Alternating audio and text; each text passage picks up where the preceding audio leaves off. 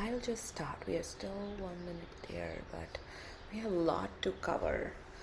So while I was putting up this session together, there were so many learnings, and I love putting these together too. And sometimes I'm just feeling like, I'll just create the commentary and that's it. But I want to give visual, and I don't like that it's not very clear here. So I go into creating AI images to show what I am wanting to tell and all of that. But um, yeah, so Ganesha, when I went into Ganesha, and I'm loving the themes that everything at the end comes back to Shiva in some way. Like last week we did Krishna session, and in the end we found like Kali and Shakti and Shiva's, story attached to that. So how all of these stories are intermingled, and Ganesha, the son of Shiva, right? How he came into being, and when I go into the deeper meanings of the stories, all of these stories are all internal.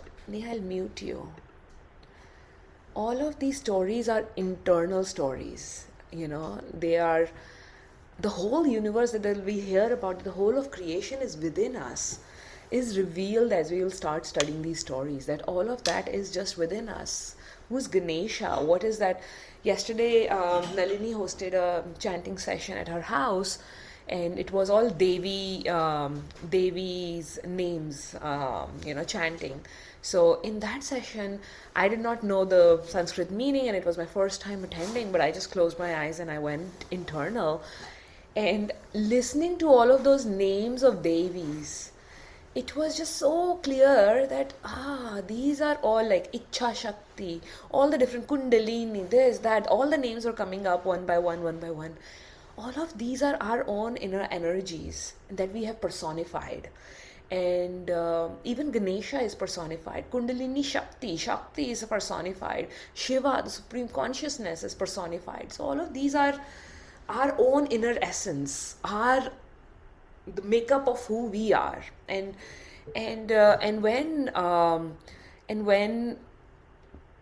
when these sadhus, these yogis, when these people would sit and meditate within themselves, they would realize it, right? And how would they communicate this? Through storytelling. I understood this, I understood. So they said that, so how does the creation happen? And they said that Shiva did walk the planet 15,000 years ago. He was here, and all of the stories of Kailash and Parvati and his children and all of that happened, and through that we see his human form as well, right? The humanness of him getting angry, fighting with this and that. So in all of those stories, they're all our stories. It's not that they're gods and we're worshiping them. These are our stories. These are stories of us from where we came from. And I want everybody to listen to these stories through that lens. Wonderful. So let's get started. Everybody, I'll see today online audiences more than the in-person audience here. Okay.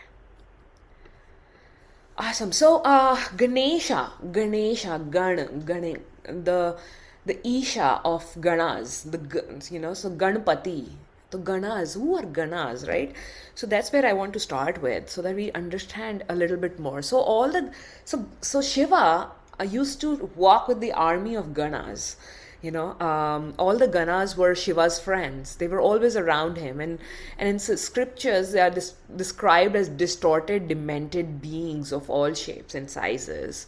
And in the story of Shiva and Parvati's marriage, Shiva arrives to get married to Parvati with all his Ganas, who are like all the distorted beings. They are looking evil, demons, this, that, all the Rakshasas, all the different kinds of varieties of being.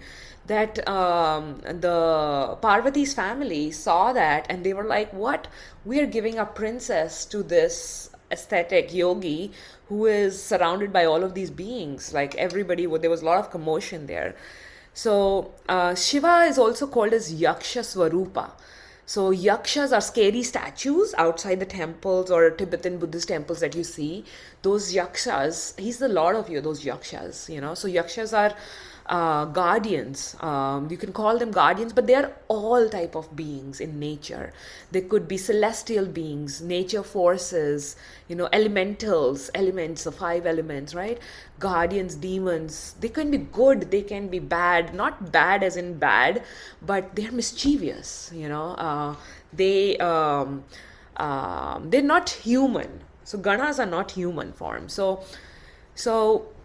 so Lord Shiva, being the source and origin of all the five elements, is called Bhutnath.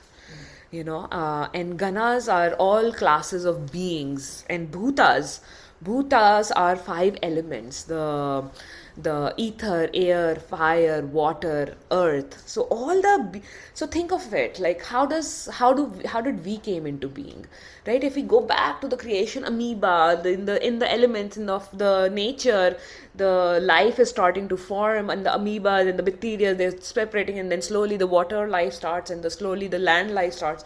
So all of us, we have so many beings internally within us. We are a house body of all the cells and all of that. So all of that are beings in a way. If you put them together, if you see them as a own individual person, like you will say, yeah, they are distorted, they don't make sense because we see things as form, but they are beings.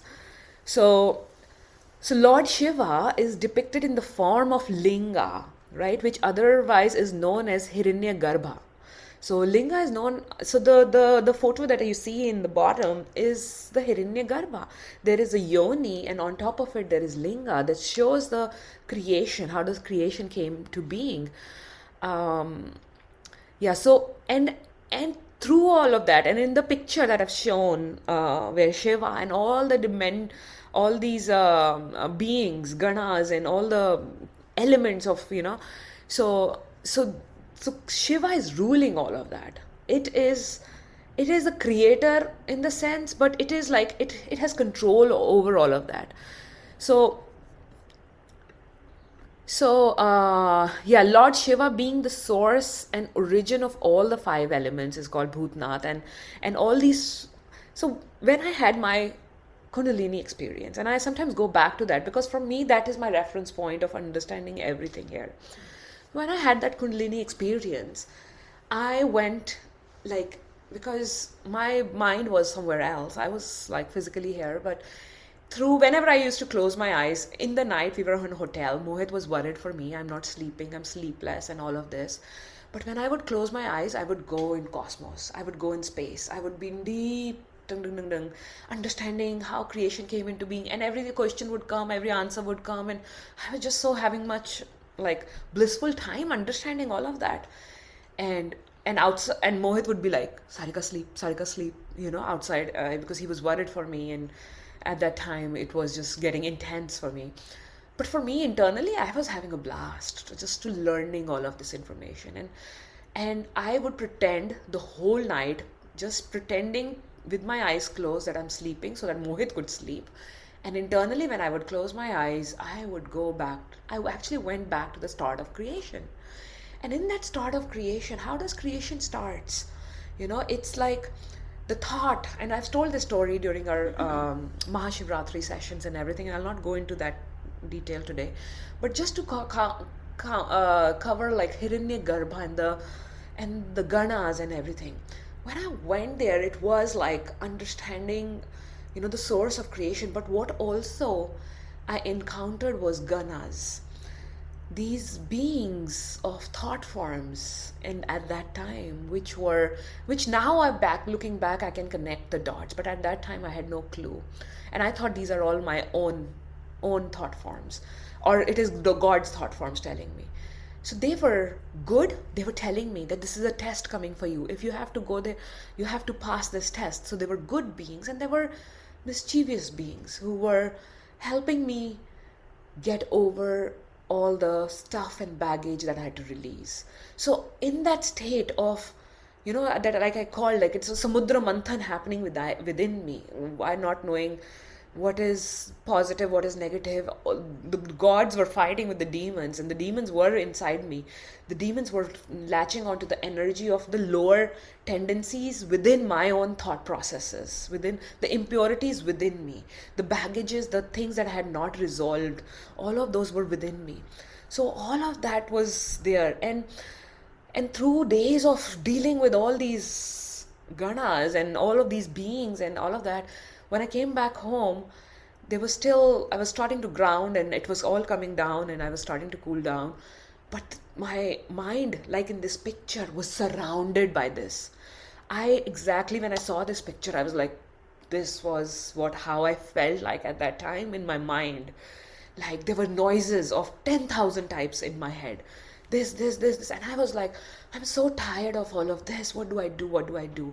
And I sat down in my meditation one day, just so, it was like 10, like in 1 minute we have 60,000 thoughts. But think about it, if you increase that frequency to 1 million thoughts, how would that feel like? So that's how it was. And by that time I was understanding everybody in my family going through stuff like pareshan from me, that I didn't want it to bother them. So I was like, I'll not tell them. But holding that energy of so much internally was very hard. And at that time I just sat down and Om Namah Shivaya. And Om Namah Shivaya, Om Namah, I'll not pay attention to. And the moment I started doing that, I just sat down in my meditation. All of that energy, I just felt like left. And it just came into being of that, that connection with Shiva himself. So I just wanted to give you a preview of what are ganas, just so that you understand. So they're not bad, they're not good, they are just beings, the energy of all of that exists, in creation. And that's from where our creation has been created. So we all are surrounded with it, aware or not, right? So going into the story of birth of Shiva, of Ganesha. So as I said, that Shiva used to live at Mansarovar, right? So they walked the planet, and when after their marriage, Parvati and Shiva were living there, and how Shiva was, he would come roam around with his ganas, come enter anywhere without announcing. So Parvati would go for a bath, and she would feel startled every time Shiva would just enter unannounced. So she asked Nandi one day that, can you watch out for the gate and don't let Shiva come in? And Nandi, like being a very faithful servant, he sat outside from where Parvati was having her bath, and he said, yes, Mata, I will. And he sat down. But when Shiva came, Nandi was faithful to Shiva.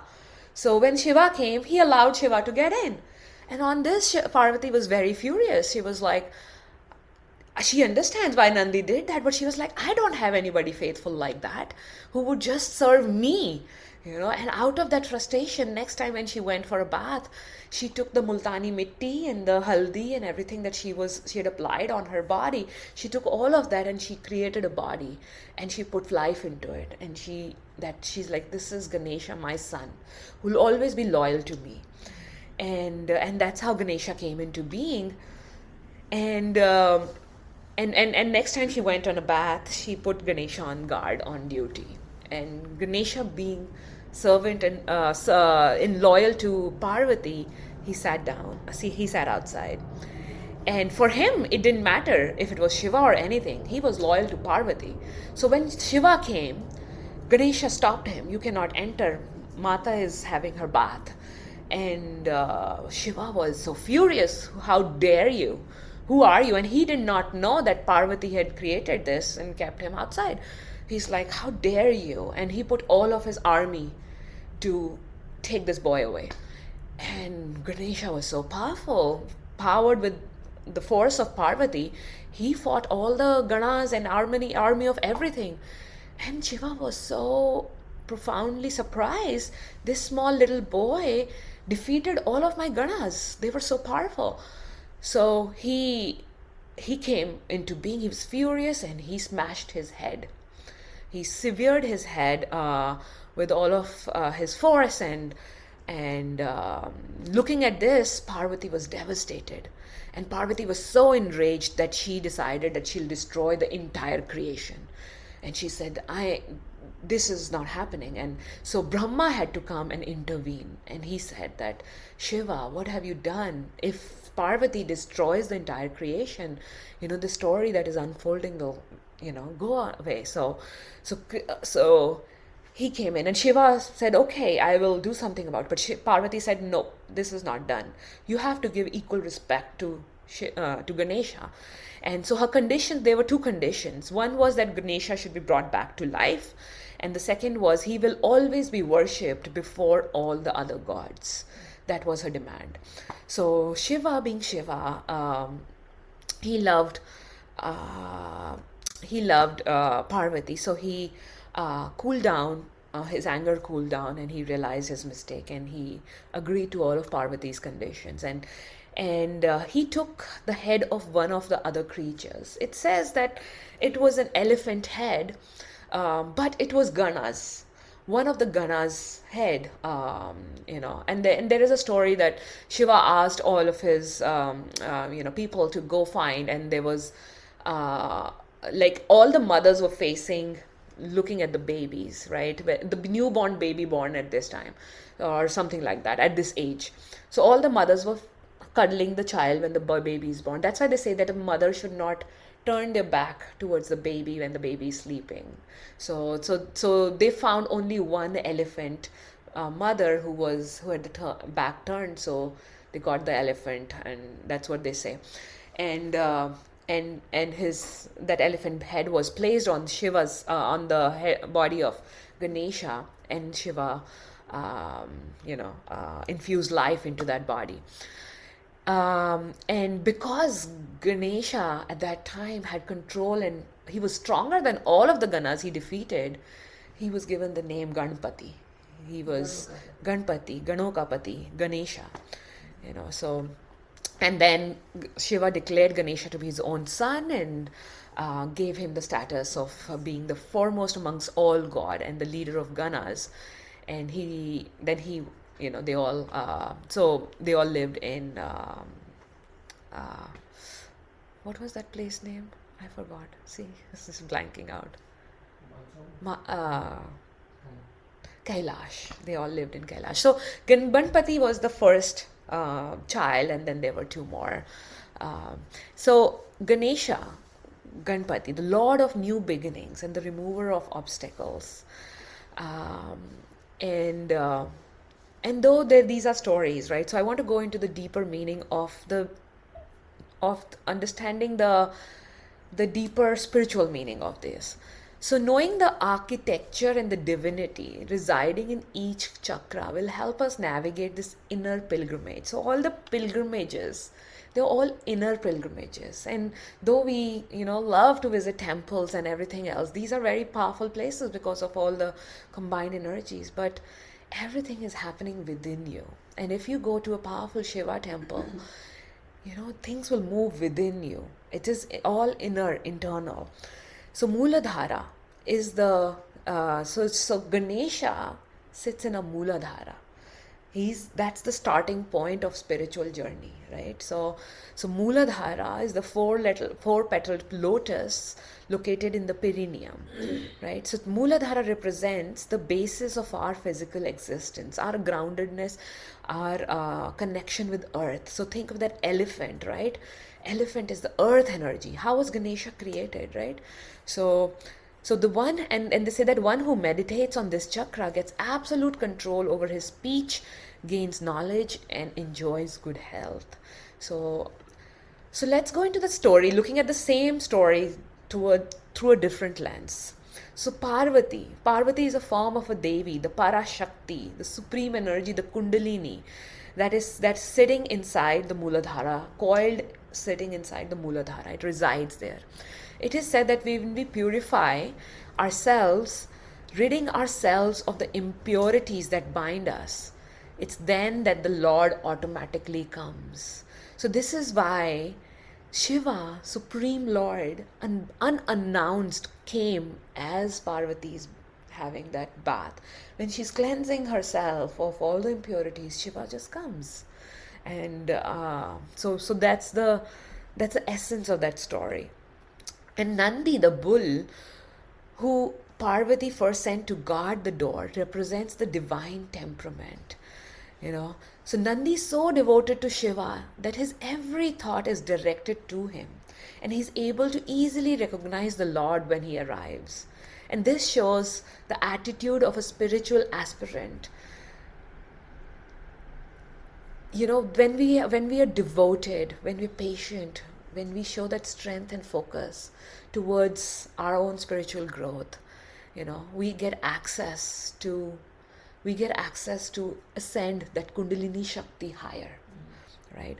So one must first develop the attitude of a devotee before hoping to become qualified for the highest treasures of the spiritual attainment, which Devi alone can grant. It's through the blessings of Devi that we can go on that journey.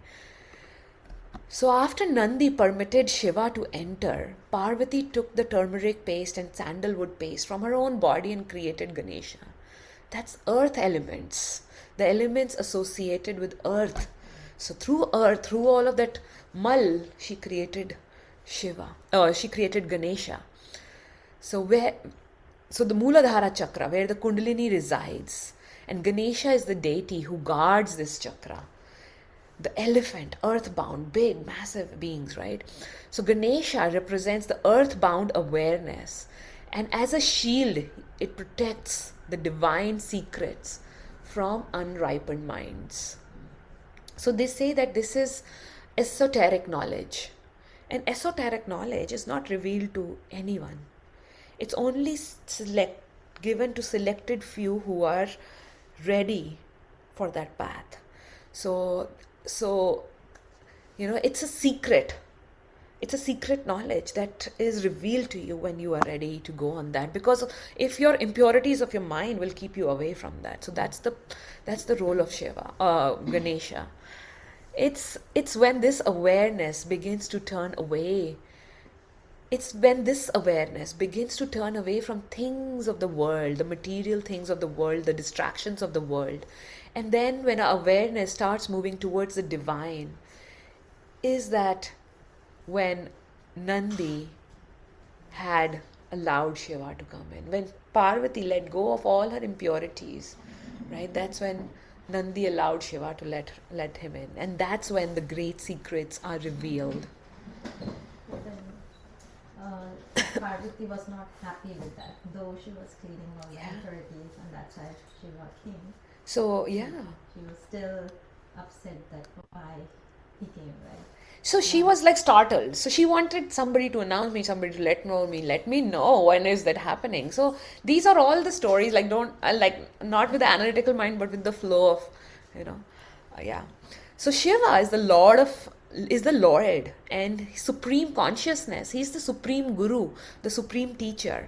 So Ganesha here, before as a child, created out of impurities of Parvati, he represents the ego-bound jiva. So when Lord comes, the jiva, surrounded as it is with the murky cloud of ego. So Parvati gave all the impurities are there now. That's the body of ego formed, right? So usually does not recognize creation, God, consciousness, doesn't recognize that. You cannot understand these deeper meanings through the lens of ego. So, and he ends up arguing or fighting with him. So therefore, it is the duty of the Lord in the form of a guru to come in and cut off his head, cut off our heads of egos. So powerful is this ego that, however, that at first the guru's instructions may not work. So when Shiva told move this, that, all of that, he would not move. But then Guru had to come in and kill the ego. So when the ego is done, when you are totally surrendered, now what can you do when your ego is gone, right? So that's what they say. When you start reaching out on that, when you start walking on this spiritual journey, and especially the path of Shiva, they say it's not an easy path, because Shiva will smash everything. It will bring in front of you, and every ego that you hold, it will keep smashing till you become egoless and you say, I surrender. So it's for the brave. So when Devi threatened to destroy the whole creation after learning of Ganesha's demise, This indicates that when ego dies and the liberated jiva, when the jiva is liberated, it loses interest in this temporal physical vehicle. It says, I'm done. All I want to do is merge with Supreme. I don't want to do anything in this. So the physical world here is represented by Devi. Prakriti, creation, force of creation, the Prakriti, the Maya Shakti is Devi. This impermanent and changeable creation is a form of Devi to which this body belongs. And the unchanging absolute is Shiva, to which the soul belongs. So when the ego dies, the external world, which depends on the ego for its existence, disappears along with it. And it is said that if we want to know the secrets of the world, which is the manifestation of the Devi, we must first receive the blessings of Ganesha. So Shiva restored the life to Ganesha, and replacing his head with the elephants means that before we can leave the body, the Lord first replaces our small ego with the big universal consciousness. And that this doesn't mean that we become more egoistic. On the contrary, we no longer identify with the individual self that is limited, but rather with our large universal self, which is expansive. Right? In this way, our life is renewed, becoming one that can truly benefit creation. It is, however, only a function of ego, like the one. It then becomes like a functional ego. Then once you have this universal awareness, then you become a functional ego, that you are here to serve and create, right? Like that one, so it is like a thin string trying to be liberated. Then our ego becomes like a thin string that is connected to this world and connected to the supreme world, and we are operating with both with the benefit of the world, right? So that's the whole essence of the story behind it. And I know you're almost like 8:26, so 30 minutes left, and I'll not stop, like, so we'll go maybe 9:15. So if anybody has to leave, feel free to leave. Please go continue. Yeah. So so we will chant on this mantra first. Vakratund Mahakaya Surya Koti Samaprabha Nirvignam Kuruma Deva Sarvakaryashu Sarvada. So understanding the meaning of it, invoking the essence of Ganesha, invoking the energy of that root chakra, So Vakratunda, the one who is carved, Tunda, like without the bone, it's limp, right? The one who has the Vakratunda, the one without the bony trunk, so carved trunk. So Mahakaya is the huge body. Surya Koti Samaprabha, the one who is shining, beaming, Surya Koti, like the million suns shining within him. Nirvignam, Vighan means the blockages, obstacles. So remove my blockages, my obstacles that I'm facing in my life. Kuruma Deva, oh God, please bless me with your essence to remove all the blockages within me. Sarva Karya Shu Sarvada, so that all the things that I'm working on, they may be fulfilled, they may achieve success. So that's the essence. So we'll go into this one mantra today, and then we will go into another one. Om Gan Ganpate Namo Namah, and Siddhi Vinayak Namo Namah, Ashta Vinayak Namo Namah, Ganpati Bappa Moria. So this, we will start with this chant. So Ganesha is given the dominion over all of Ganas, from internally within each and every cell of a body. He has the dominion to external thought forms, mental energies, emotional energies, all that we can see, not see, right? Or the elements, the 5 elements from which we are made of, all of that, from insects to all the celestial beings, they are all at his, he's the leader of all of them. So we are invoking the energy of that that source of creation, right? So let's start with this. Let's start with this one first. Om Gan Ganpataye Namah. So let's close down our eyes. Take a deep breath in through your nose. And exhale out from your mouth with a sigh. Take another deep breath in through your nose.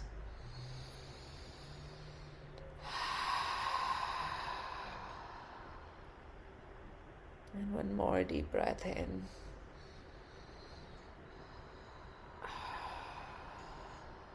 And connect with your heart. Place both your hands on your heart. And connect with the essence of your life today in this present moment. And let's invite our higher selves, our spirit teams, our spirit guides in this session today. I invite Father Universe, Mother Earth, all the ascended masters and the beings of light. And I invite Lord Ganesha to be with us in this session and to guide us into the depths of our own inner being and to help remove all the obstacles that we are facing and to help us ascend higher on our spiritual journeys, in our lives, in our communities, in our families. May we be the beacon of light in the worlds that we exist. May today's session serve the highest good for ourselves and for all beings everywhere. And so it is. Thank you, thank you, thank you.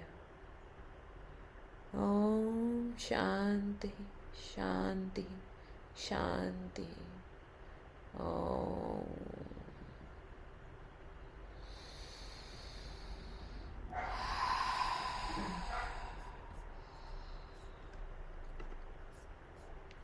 So I'll play the mantra on the screen. Feel free to sing along or chant internally, whatever your heart calls for.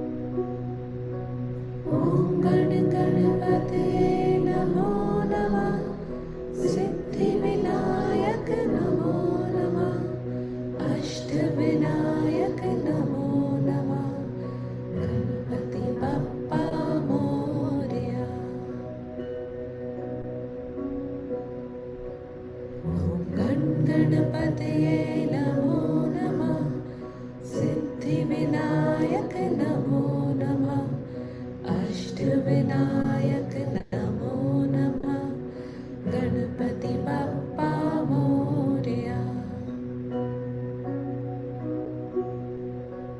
ॐ गणपतये नमो नमः सिद्धिविनायक नमो नमः अष्टविनायक नमो नमः गणपति बप्पा मोरया। ॐ गणपतये नमो नमः सिद्धिविनायक नमो नमः अष्टविनायक नमो नमः गणपति बप्पा मोरया। ॐ गणपतये नमो नमः सिद्धिविनायक नमो नमः अष्टविनायक नमो नमः गणपति बप्पा मोरया।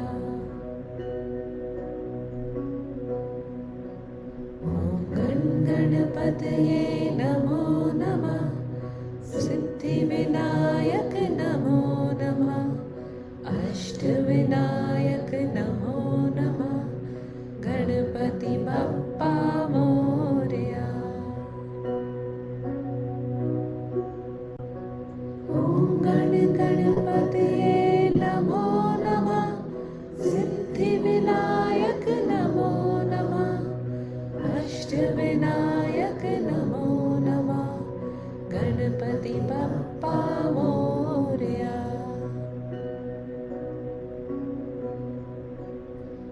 ॐ गणपतये नमो नमः सिद्धिविनायक नमो नमः अष्टविनायक नमो नमः गणपति बप्पा मोरया। ॐ गणपतये नमो नमः सिद्धिविनायक नमो नमः अष्टविनायक नमो नमः गणपति बप्पा मोरया। ॐ गणपतये नमो नमः सिद्धिविनायक नमो नमः अष्टविनायक नमो नमः गणपति बप्पा मोरया। ॐ गणपतये नमो नमः सिद्धिविनायक नमो नमः अष्टविनायक नमो नमः गणपति बप्पा मोरया।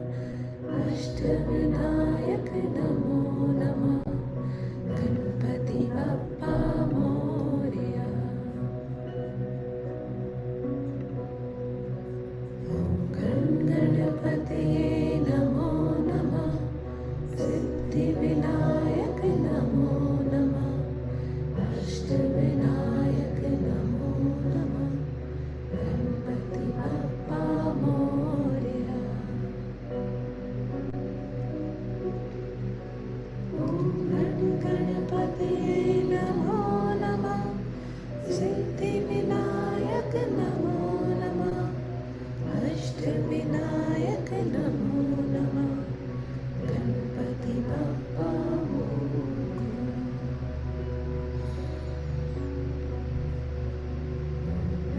गणपतये नमो नमः सिद्धिविनायक नमो नमः अष्टविनायक नमो नमः Ganpati Bappa Morya.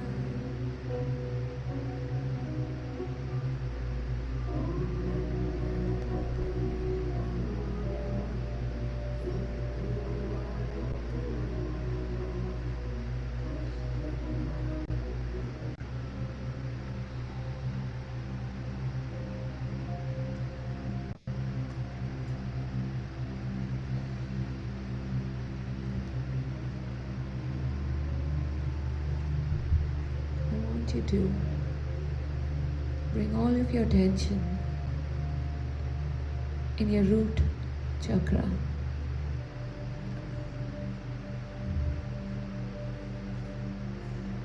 In the base of your spine.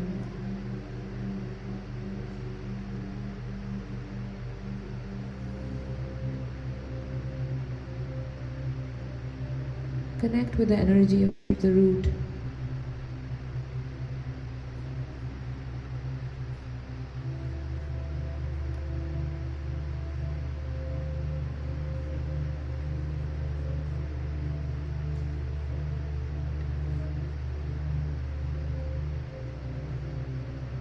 Visualize yourself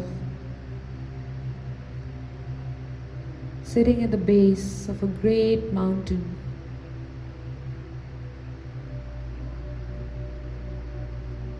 And let this mountain represent the Mooladhara chakra, the root of your being. And from your Mooladhara, this base of the mountain is connected to the earth. The roots from your root chakra going into the center of the earth, connected to the earth energy.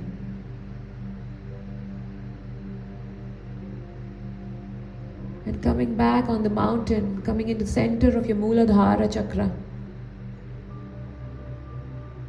See yourself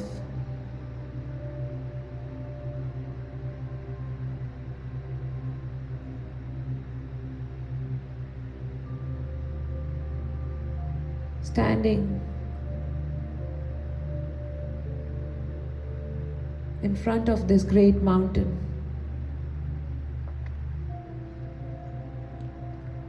And at the entrance, you see Nandi, the sacred bull of Shiva, silently watching you in devotion.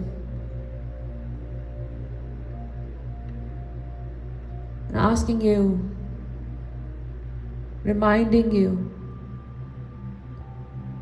to open your heart into stillness and open your heart into devotion before you enter this sacred space.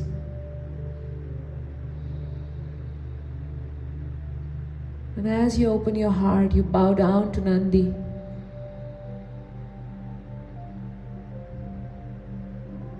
And as you get to the entrance of the mountain cave, you see a soft golden glow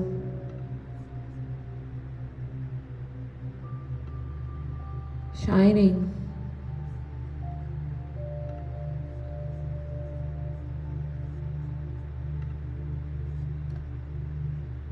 And the light emerging from inside the cave.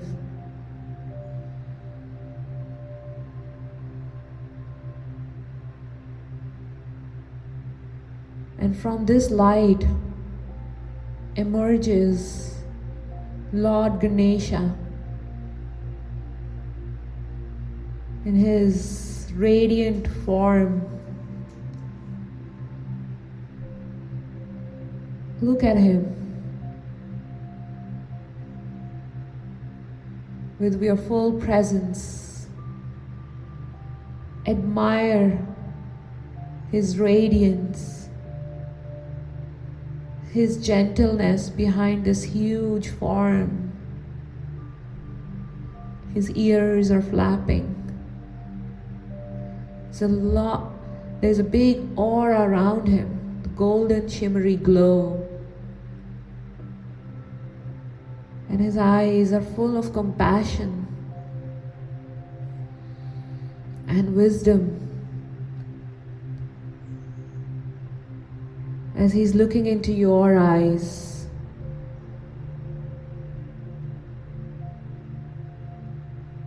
Allow your soul to merge with the consciousness of Ganesha,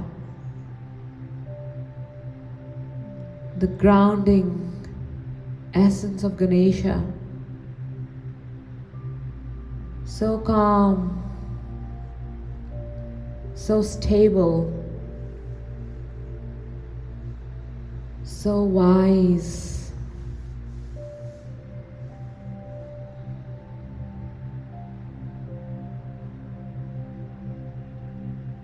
He's a perfect embodiment of earth's stability and the divine awareness.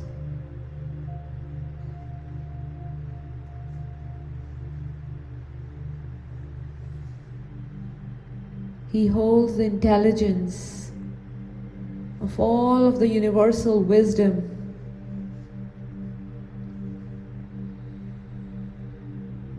And he has the abilities to remove obstacles because he sees the bigger picture that we cannot see from our vantage point. Look at his giant head. This huge, humongous head holds vast memories of creation.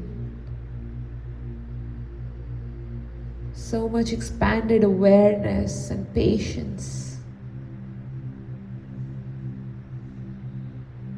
He remembers the truth beyond time.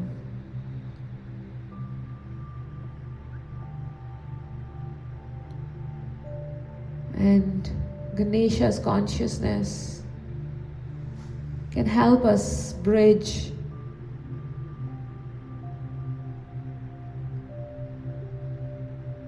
from our limited ego to our infinite self. So allow Ganesha to guide us, to transform us,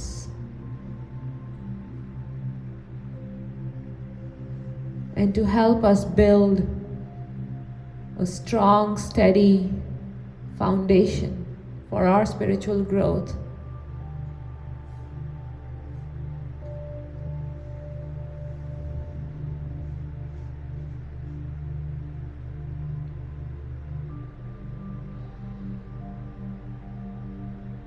I want you to bring in your awareness all the obstacles that you're facing in your life, any challenges, any fears,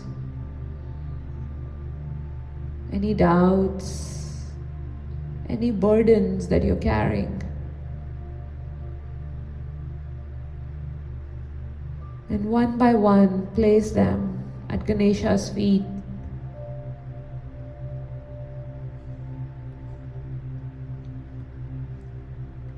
Surrender them all to Ganesha.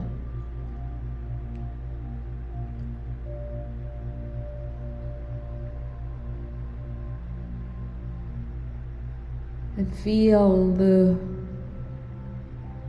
feeling of relief, of of handing him over and trusting that he knows exactly how to transform,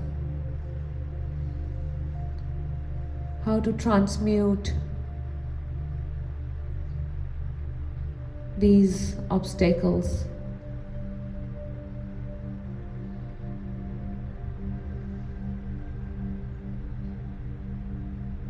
Ganesha now walks towards you and places his hands on your heart.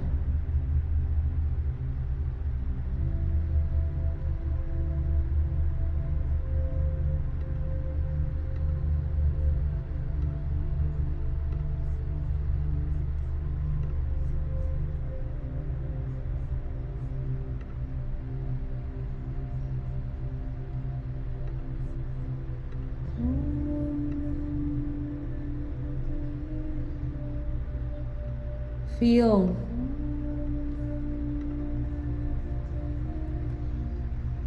the essence of his touch.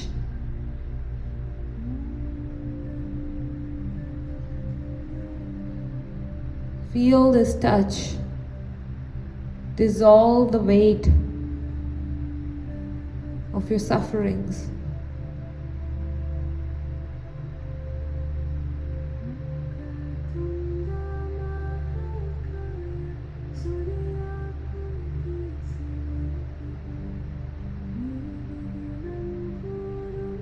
And breathe deeply.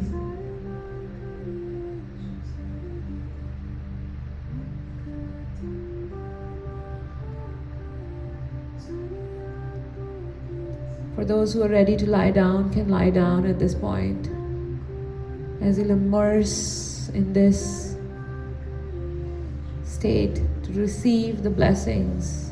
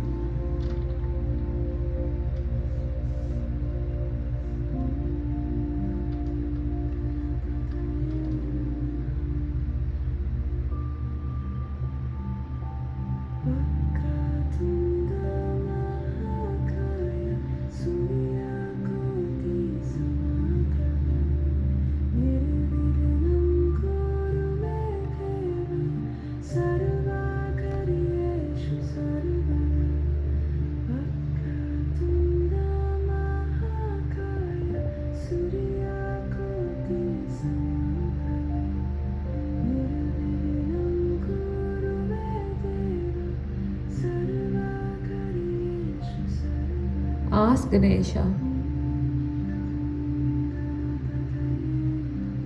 what obstacles in my life am I ready to release today?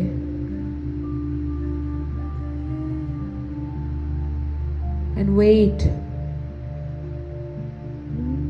Wait for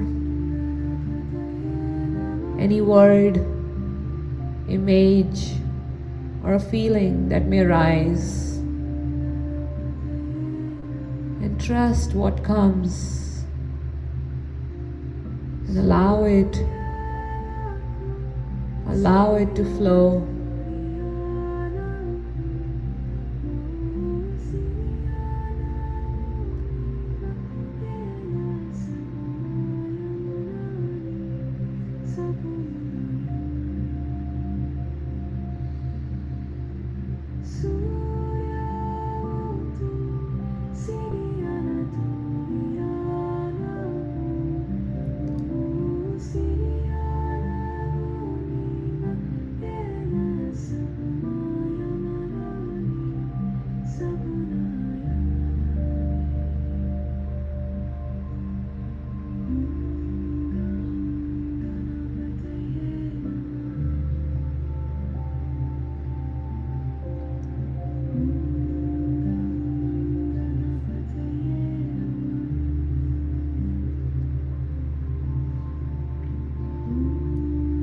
And now see Ganesha, replacing your worries with the strength of an elephant, calm and wise. And feel your small ego expanding into universal awareness, reminding you that you are connected to divine, the universal consciousness.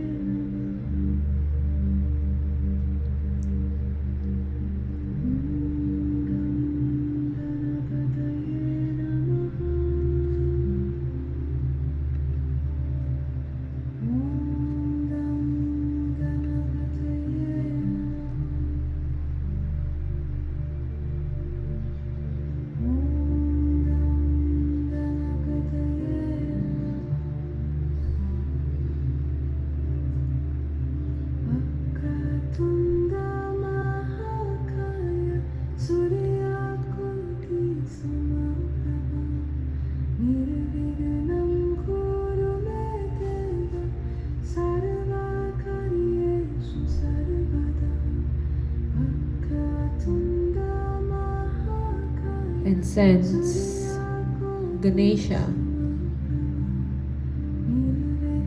releasing all the blockages in your root chakra, in your Muladhara.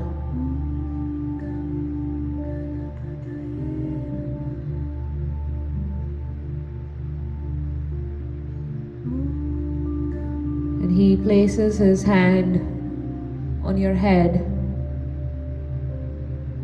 and looks at you gently,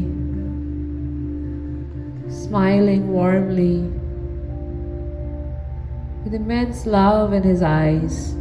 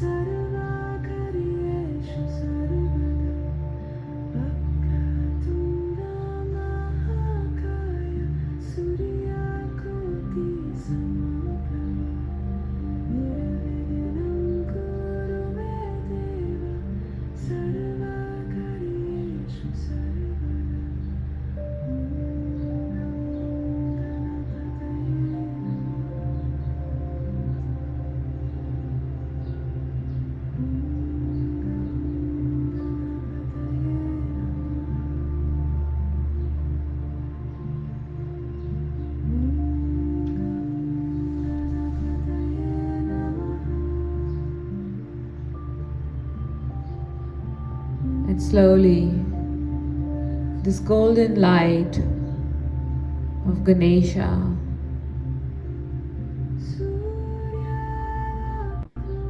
fades into your root chakra. It goes back into your Muladhara, reminding you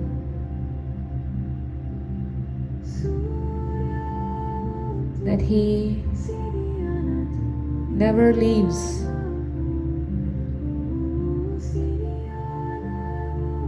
And he lives within you. And to invoke the strength and stability and calmness of Ganesha, all you have to do is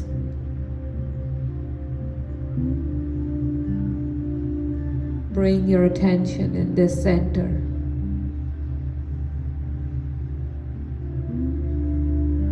And as you activate the energy of the Mooladhara.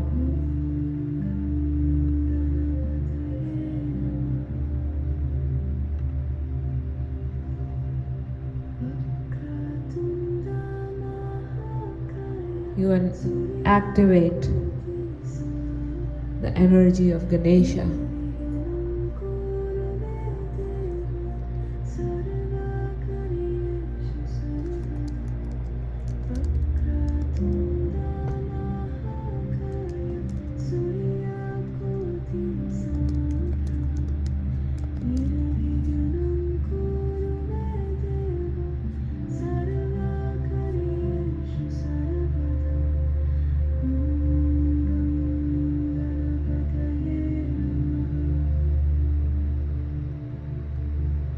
A whole body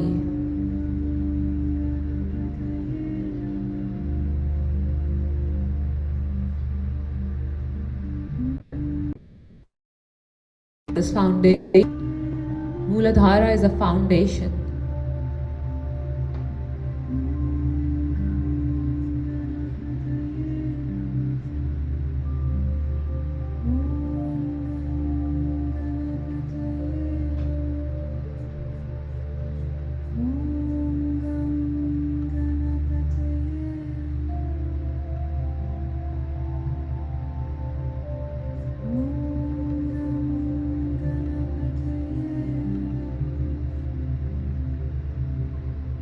Take a deep breath in.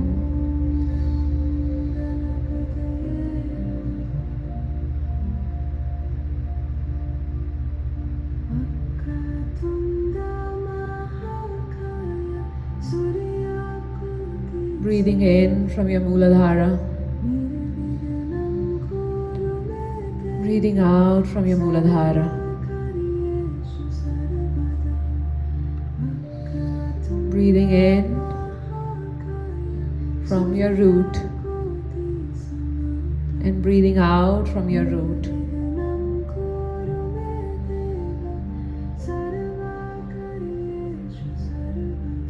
Breathing in from your root. Breathing out from your root.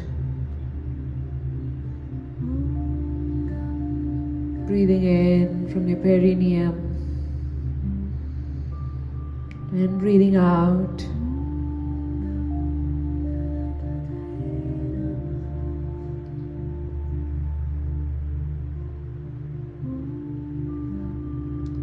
Breathing in from your perineum and take that energy higher and higher. From your perineum into your solar plexus, into your heart, throat, third eye, to the top of your head and release. Breathing in from your root, taking that energy up and up and up and release from the top of your head. Now again, breathing in from your root, taking it up in one breath, up and up and up, and releasing it from your top of your head. Another deep breath in from the base of your spine, taking that energy higher and higher and higher and up, and releasing it from the top of your head. Take that energy, inhale in from your perineum, taking that energy up into your heart, throat, third eye, and top of your head. And taking that energy up, up, up, up, and releasing it from the top of your head. Let's activate the root chakra. Now speed up this inhale and exhale.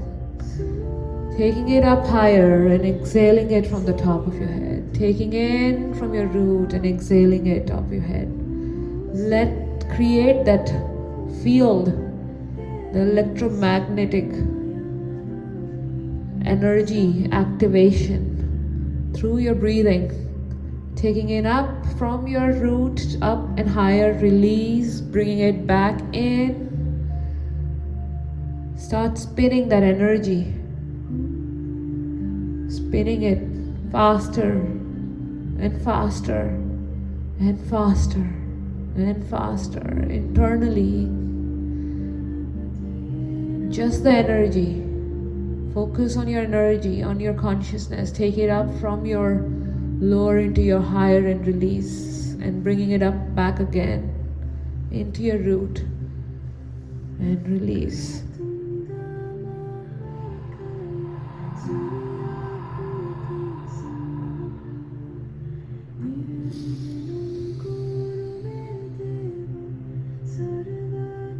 Now bring all of your attention in your third eye, in the center of your brain, and hold that energy in there. Hold all of your awareness in there.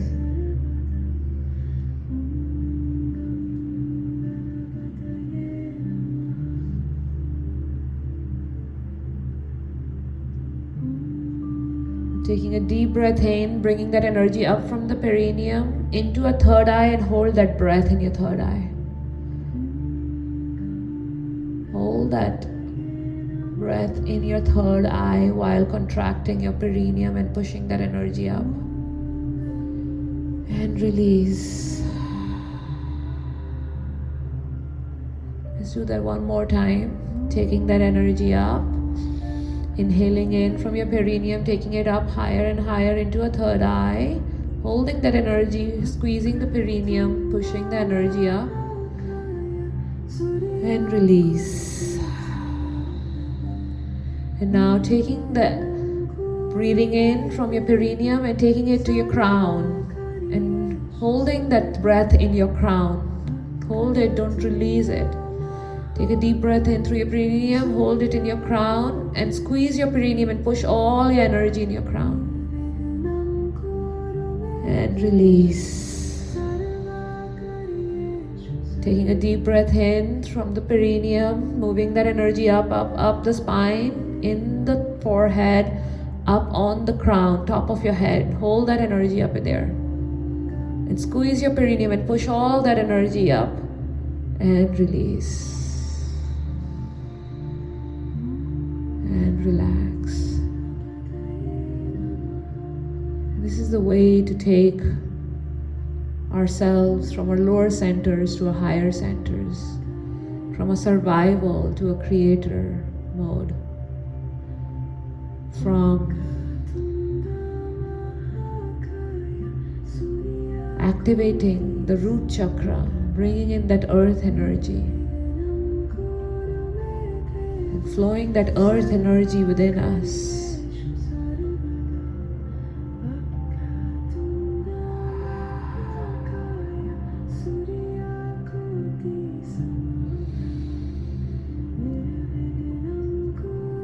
Taking a couple of deep breaths in.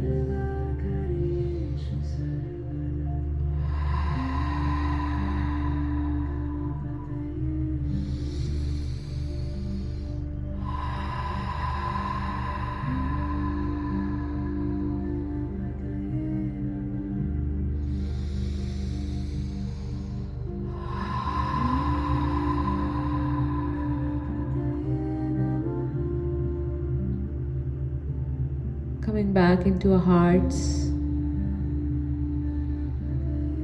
and giving thanks to our Creator, Father Universe, Mother Earth. Giving thanks to all the ascended masters, beings of light, our higher selves, our spirit teams, for their presence today in this circle.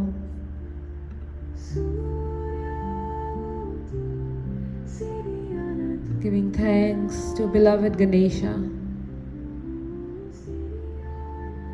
Thank you for removing all the obstacles in my life. Thank you for helping me ascend. Thank you for helping me purify my thoughts, my beliefs, my words and my actions. Thank you, thank you, thank you for your presence in my life.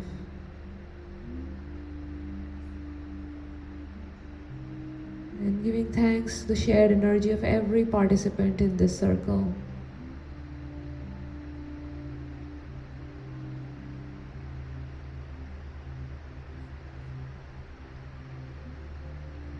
Know that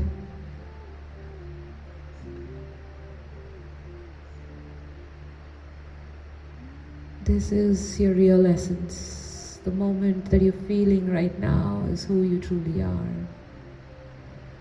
Completely at peace and surrender to the Creator's creation.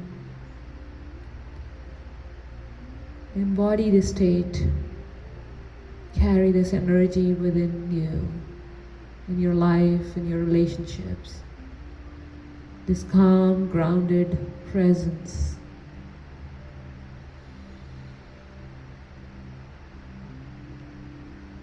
When you'll come out of this meditation, you're stepping into a newer timeline, into a higher timeline, where you've released something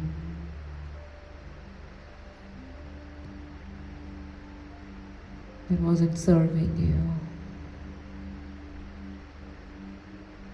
And what is released. Move forward without looking back. Let gones be bygones be bygones. Let the past remain in the past. It's released. It's healed. You don't have to bring the past in a present. Look towards the future that you're trying to manifest for yourselves. So live from that future. Inviting the energy of the future. Bless your past. And give thanks to it for all that it has taught you. And bless all that you have endured. For the new self is calling you. So step into the energy of your new self.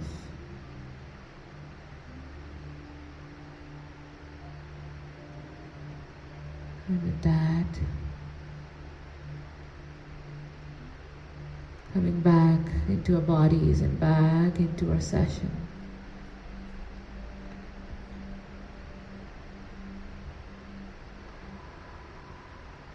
On the count of 5, and slowly come out of the session feeling refreshed and energized than ever before.